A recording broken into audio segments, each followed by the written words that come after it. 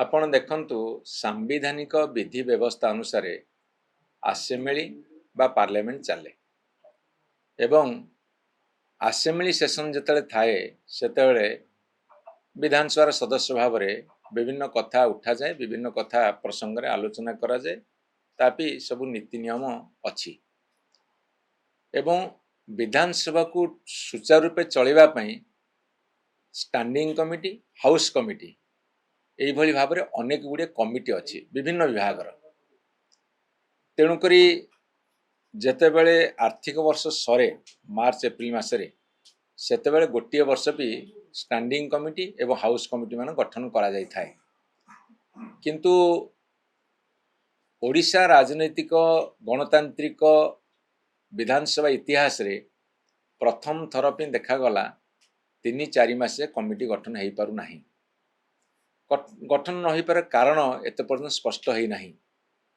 किंतु जेतेबेले आमर मान्यवर विधायक रणेंद्र प्रताप सिंह, गणेश्वर बेहेरा एवं अन्यान्य दलर सदस्य माने आकु डिमांड कले तापर कमिटीर रूपरेख तैयारी होईछि। एठी आपन आउ गोटे कथा मु स्पष्ट कर देबा चाहे जे कमिटी को जो निर्वाचित हुअंती से नॉमिनेशन पत्र भरा जाए, नॉमिनेशन करा जाए, नामांकन पत्र भरा जाए।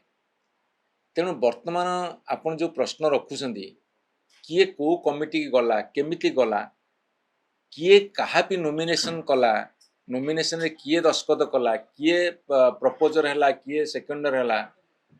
किए प्रस्तावक हैला, किए समर्थक हैला, सेटा जेतेबेले जना पड़िबो जे जो बीजेडी 8 एवं कांग्रेस 3 जन सस्पेंडेड एमएलए माने अछंती से माने को दलरू गले कहीं मो पाखे खबर नहीं तांको भी नॉमिनेशन किए देला। नॉमिनेशन मते लगुच बिजु जनता दल तरफ दिया है नहीं बोली, किंतु सरकारी दल तरफ दिया है कि ये कथा जितेबाला स्पष्ट हो जना पड़ो सी कौ दलर प्रार्थी हिसाब से विभिन्न कमिटी को चयन कले, सेटा सबुठ बड़ प्रश्न। से प्रश्नर समाधान हो गले जना पड़ सी कौ दलरू कमिटीर सदस्य भाव में जाइछन।